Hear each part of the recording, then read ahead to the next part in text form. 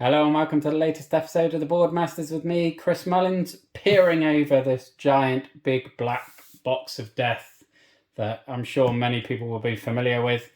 And, typically I make a habit of it not to unbox older games now. I know when I first started the channel I did, because a lot of the games were new to me but older in the community. And Kingdom Death Monster obviously is a game that is older in the community, but this is the brand new 1.6 core box. So I figured, why not unbox it? Because I've never really seen the inside of this, and I'm sure many noobs to the hobby like myself won't have either, and may want to see the unboxing of the up-to-date version, even though there are plenty of older ones out there. But it is massive. It is incredibly intimidating. I mean, the art is beautiful on the back of there, and yeah, I'm incredibly intimidated by this one. Not just because of the infamous difficulty and depth and complexity and everything, but also the fact you have to build the minis, which, as I've mentioned before, I have no artistic ability whatsoever. And I think in the unboxing of Imperial Assault, I made the ATST look incredibly difficult to put together when it was just a few bits to clip in. So this is going to be so far out of my comfort zone and test me further than anything I have tried so far.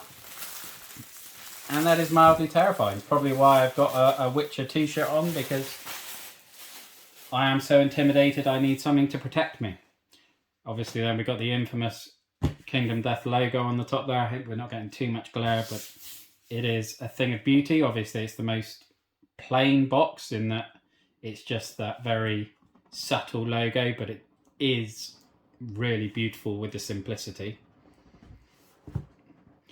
God knows how I'm going to store it on the calyx, because obviously this is far too big for one of the squares. I may have to see if I can fit it on the floor there, or on the bottom row.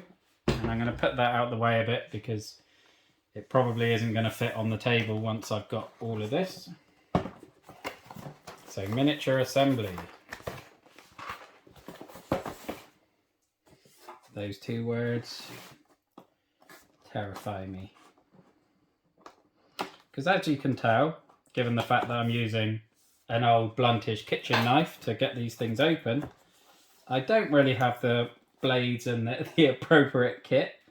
I know Chris Brown, who features in the 3-player, he's got some miniature building stuff, so hopefully I'll be able to rope him in. I'm just bashing myself on the head. And I apologise that on the front view you won't be able to see me for a little while I look at these, but hopefully you've got a decent view from the top cameras. Also, lots of very intricate little bits and pieces here.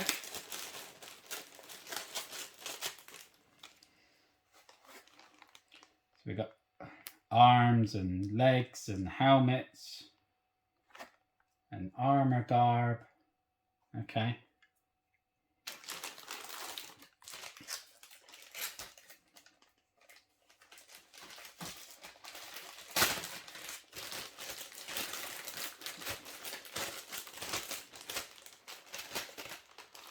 Some lanterns, some small lanterns, some bigger bits, obviously from some of the baddies, some weapons by the look of it. This looks like perhaps the Phoenix wings. There you are. I'll move that out of the way so I can still use the front camera a bit while I get these open. And should obviously make the view top down a bit better as well.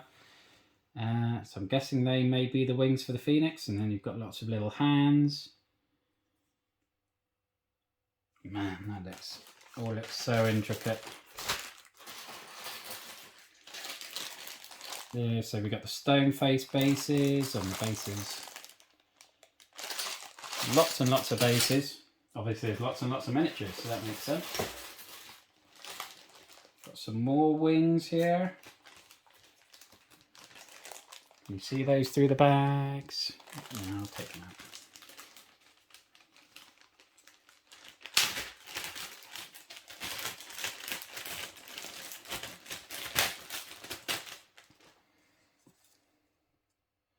I'm hoping the bigger bits will prove to be easier than the smaller, more fiddly bits, but who knows? I have never done it before, so I don't know if that's how it pans out. Sometimes with these things, what you think is going to be the easiest bits turn out to be the most awkward, and potentially with the big bits there's the potential for bigger gaps and things. I'm guessing these are linked to all the different armour and weapon sets you can get throughout the game. There's some fantastic detail on these. Really, really like those. Some very impressive looking swords over this side. Almost look like a Buster sword, which as a massive Final Fantasy fan, I'm always going to want. Anything that I can pretend is close to a Buster sword is going to be a weapon I want to get my hands on.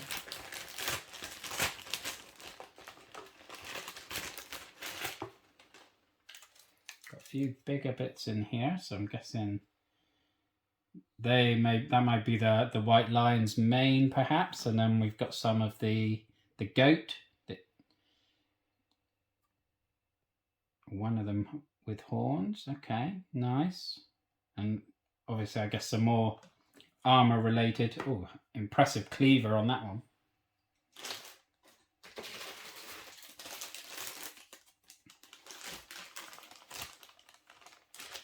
Again, my intimidation I think is only growing with these because, whew, yeah, this is not conducive to my skills at all. And we've got more Phoenix, we've got the beak, we've got these incredible taloned claws, more beautifully detailed wings.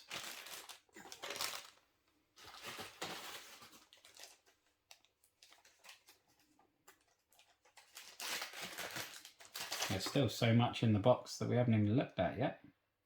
Kingsman.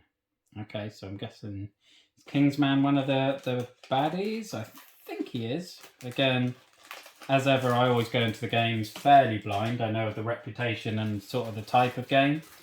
And I guess it's kind of strange that I even bought this in a way because, you know, Townsfolk Tussle is fulfilling as we speak. And I bought that, or backed that, last October with the thought of it, that it looked to me like a sort of accessible introduction to Kingdom Death.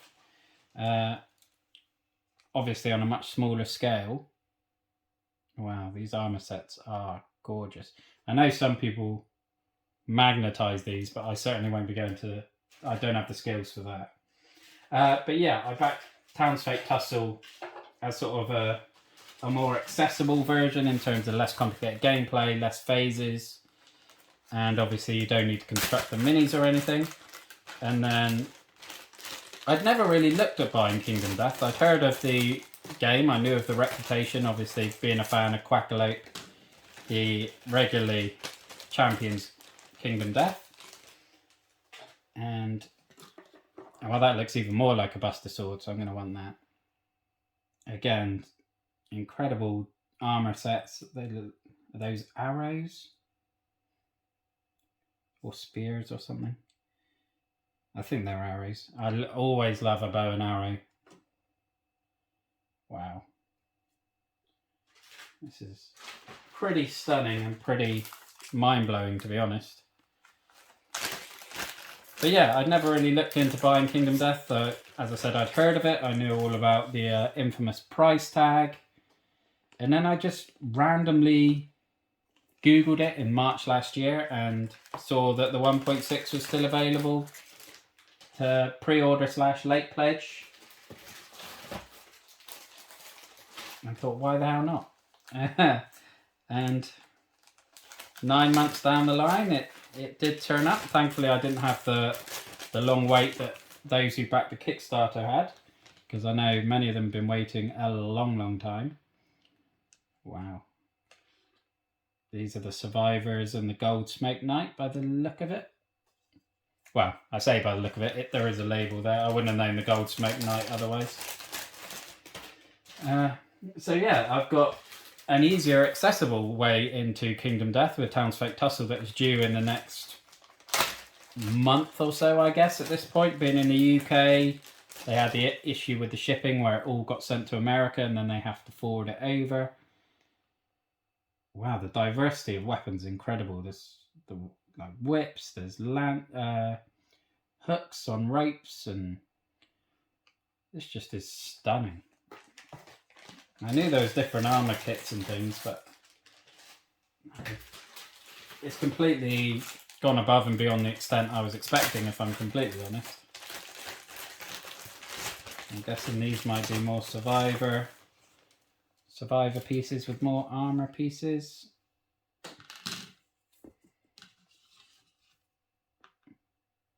Wow, yeah, just absolutely stunning. All the little heads and everything, hair pieces, torsos. Wow, okay. Intense stuff. Okay, what do we have here?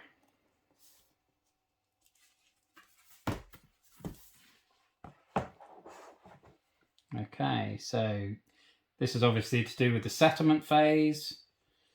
So I'm guessing it sort of walks you through that. Then you've got the location, so it highlights the phases. Is there something on the other side? There is. Is that maybe the hunt phase? Who knows? Well, I certainly don't. Overwhelming darkness. That is certainly the impression I get when I hear about Kingdom Death.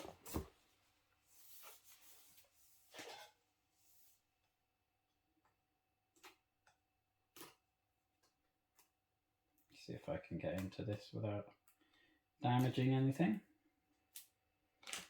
Although these might just be punch boards, so if I do scrap something, I'm not going to panic too much yet. Although knowing me, the one thing I do damage will be something that I'll have to look at every time the game comes out, and it'll bug me forever.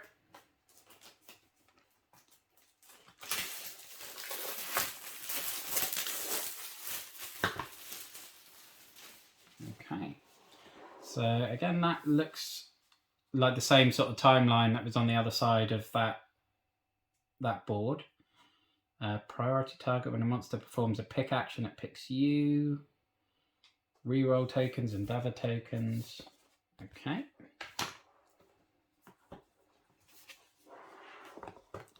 So here we've got lots of stats and things by the look of it. So damage, toughness, evasion, luck. They all seem to have a minus sign in front of them, so I'm assuming they are not positive. And these kind of look like blood drops. They're lanterns, which the game lore is all around. So I'm assuming the 4 different colours relate to the 4 different characters or survivors you use per game. And then we've got some more tokens here with some absolutely gorgeous artwork. So we've got the stone faces that we saw on the stone face bases earlier. I mean, some of this artwork is grotesque. Someone's controlling the monster. If the player targets their survivor, they gain insanity. I mean, that is beautiful in a grotesque sort of way. This is obviously the big game board, where I'm going to fit this on the table. And it's times like this I'm glad that I am in a games room and not trying to play this sort of game on the kitchen table anymore with cats rampant all over the place, because this would just never ever hit the table in that scenario, and I'm sure many of you have experienced that as well. Okay, so it took me a minute to get into the board, so I took the time to just tidy up the table a bit. Oh, let's see if I can even fit this in. I should have checked this while I was opening. So this is the main game board, and that is incredible. Again, pretty subtle and understated, certainly with the color palette, but the detail in there and everything is just absolutely mind-blowing, really. It's just haunting. I'm falling in love with this already. We've got the character sheets. Again, recently I watched Jesse at Quackalope did a 10 essential upgrades video, and upgrading these character sheets was one of the main ones. I was worried when I started watching it that it was going to cost a fortune with all the essential upgrades, but a lot of them, like these are the settlement sheets. Again, I think these were another one in his essential updates. They're just free prints that you can find on BGG. We got the Survivor boards. So this was another one that was on there, in that you get a ring binder for the gear, which I am planning to do. As much as I adore the hand-stitched leather ones on Etsy, I can't quite justify that expense quite yet, so I will just be getting a plain one. But with the coin slots, Jesse suggested cutting it down to a 3x3 grid for your gear that you have, so that you can just transpose it onto this grid rather than, you know, moving everything around. Nearly there. There we go. Yeah, so you've got your 3x3 grid with your gear, and if you've got the coin slots, you can just place them straight on there. Got the infamous Kingdom Death die, and again, Jesse recommended getting at least one more set. They do have a couple of sets on the website, which I will be ordering because the shipping is only like $9. And whilst I was only going to buy one set for $18 plus shipping, the price for two sets was the same in terms of shipping anyway. So I'll probably end up getting the two sets, because if you follow the channel, you know I have no self-restraint. Okay. These are all very, very tricky to get into. I'm either going to feel like I'm going to damage something or lose a finger, one of the two. Which would be pretty apt, given the nature of this game, if I did mortally wound myself. Although, take a bit more than a lost finger to mortally wound me, I would hope, but you never know.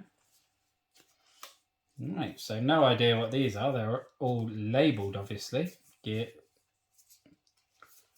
I guess they're just separators for the insert. I'm guessing for the different gear types. Yeah, so those are the separators for the gear in the insert as such. I mean, I would imagine by the time I'm playing this, I will have the ring binder. So I don't know if you use those or whether they just go in the coin slots as well. You can see through all this. I mean, these feel great, to be honest. They feel much more substantial than they look, although that might be just because they're grouping together. But again, obviously we saw with all the bits of plastic and everything earlier, just how many bits of armor and weapons and gear upgrades and things. Perfect Slayer does look like a Buster Sword. I want that. There's just loads and loads and loads of good stuff here. Okay, I like. And that's not even all of it. I think that's only a quarter of it, looking at the number of bundles that I've got there, this size. So I can certainly appreciate why you might need a ring binder to store all of it.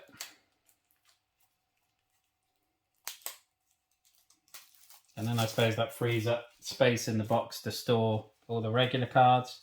So yeah, we've got huge amounts more. Loads and loads and loads of gear. Frenzy Drink, Cat Fang Knife, Lion Beast Guitar, White Lion Skirt, White Lion Gauntlet. That looks impressive. So yeah, obviously as you're going around attempting to kill these big bad bosses, you then harvest their remains for gear and deck yourself out in whatever pieces you can hack off their corpse. Whether that is something you do after you defeat them, or only if you manage to cut off a piece of their anatomy during the battle, because I know you can do that. So starting gear labels, rare gear, Oh, there we go. They're on the other side. So they're labelled on the back, which helps. I'm assuming the colours identify which gear set they are as well. Although they do have different colours, so I think they may be affinities perhaps. So if you've got like blue matching up against blue, then you get some sort of stat bonus or something. Lance of Longinus. Okay. Brain Mint. Okay. Blood Paint, Death Masks, Regal Gauntlets, Regal Greaves, Steel Sword, Twilight Sword, that impressive cleaver we saw. Wow, I mean, you can certainly understand the price point, although I managed to get it before it hiked up this year, thankfully. So I think it was still $350 when I got hold of it, but I believe it's just gone over $400. But there is so much here. I mean, this is going to be one of my longest, probably the longest unboxing I'll have done. Just so much. I mean, these are the feathers you get if you manage to beat the Phoenix, I guess. I think they're another bigger set of separators.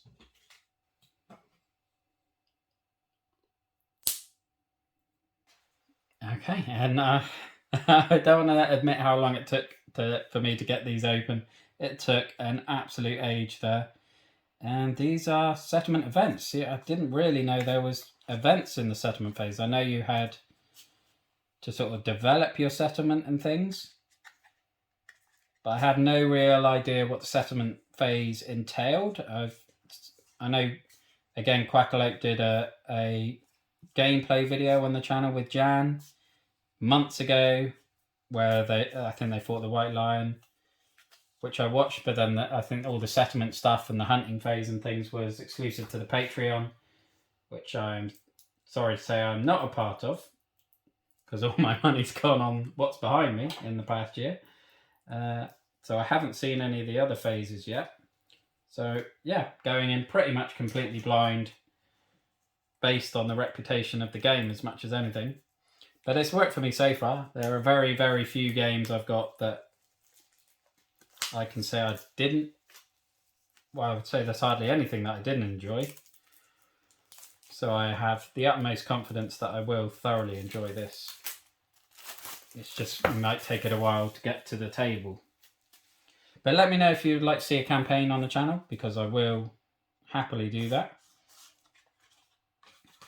So these are all some of the baddies, I think. Bonesmith. I guess what you can get.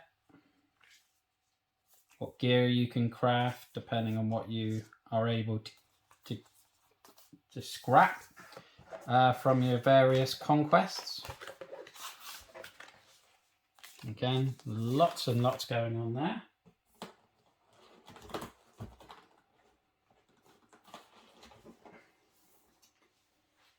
Oh, this looks very, very interesting indeed.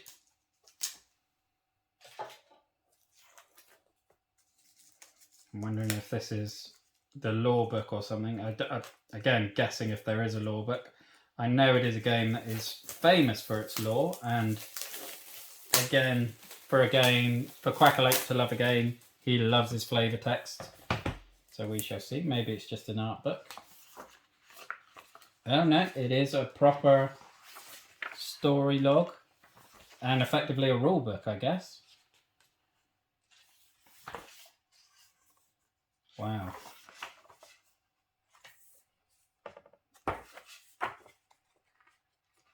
I mean, it's just absolutely gorgeous, and the production quality is incredible.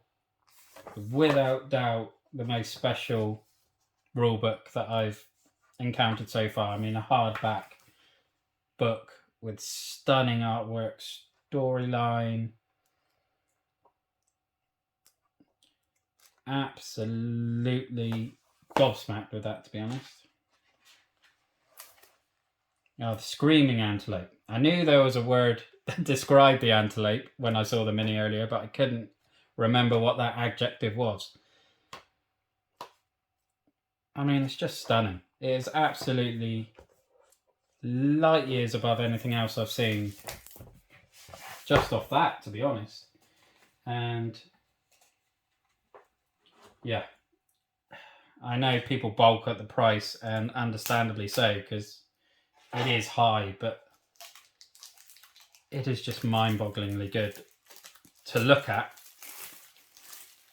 And I'm hoping it will be just as good to play. And then, again, so many more cards and gear. And again, these feel, whilst they're quite thin, they don't feel it. They feel like they're quality material.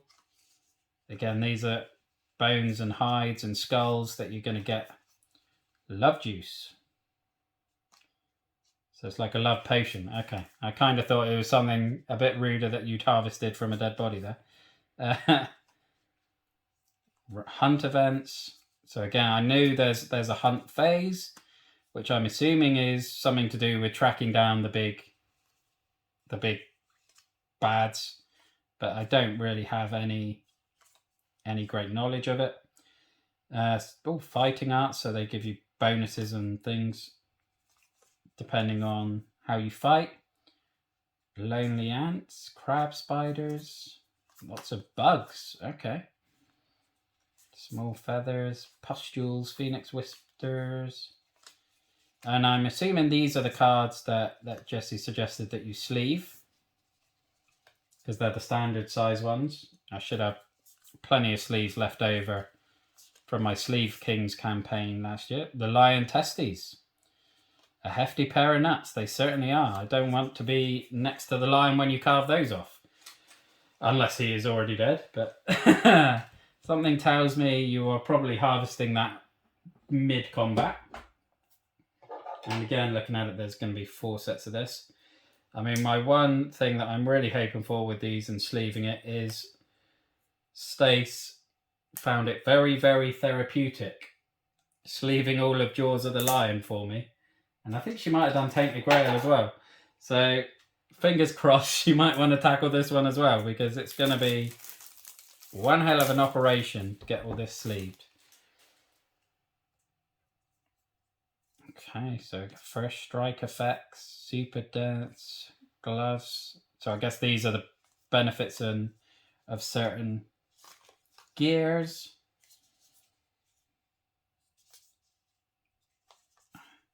I mean, yeah, a lot of it is just going all over my head at the moment. There's so much going on. Counters for combat. Wow, I mean, it's just so much. I'm just completely overwhelmed and almost feeling speechless right now. It's just mind-bogglingly good, and just so much of it that I think I was right to go into this feeling a bit intimidated, because nothing that I've seen has alleviated that feeling in any way, shape or form.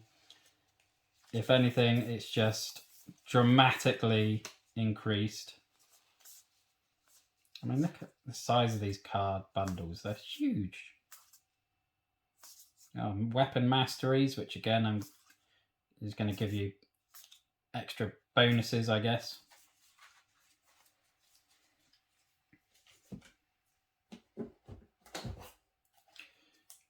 Wow. Okay. Of course, the most immediate intimidating thing is figuring out how to get this all back in the box. Because I've got to use this table in a few days to record the next steps of the Endangered campaign. But yeah, just more of the same. Absolutely beautiful artwork, incredible detail, mind-boggling amount, and more fighting arts.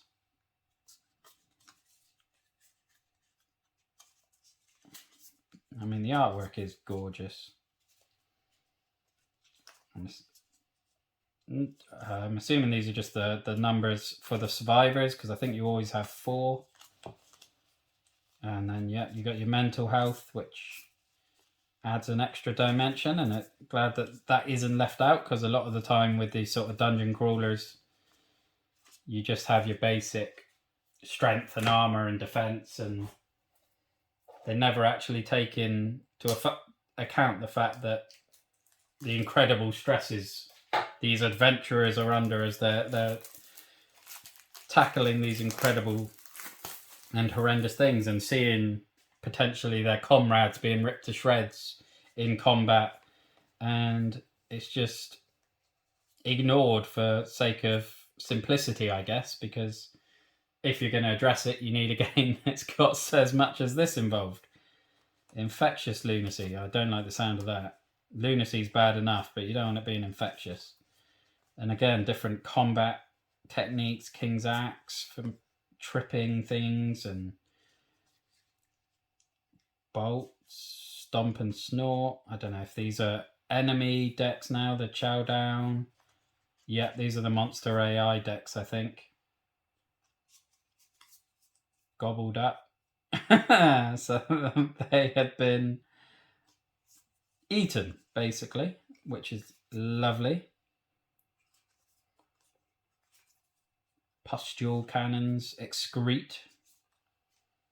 A rare goo, gain rainbow droppings, phoenix resource. Rancid melon stench.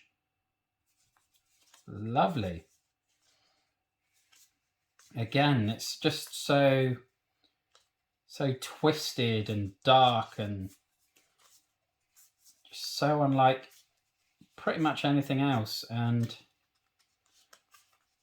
yeah, he takes his time to get the games out to you, there's Poots, from what I gather, but he certainly creates a beautiful, beautiful product. And that is everything that's in the 1.6 core box for Kingdom Death. And I think that's plenty, to be honest. I think that's enough. Again, I think I need to go and have a lie down in a dark room somewhere, because I'm feeling very, very overwhelmed and not intimidated so much as terrified now, because that is a lot. And I've got to try and get my head around it. But thank you very much for watching. Look after yourself, stay safe, and have a good one. Thank you. Bye-bye now.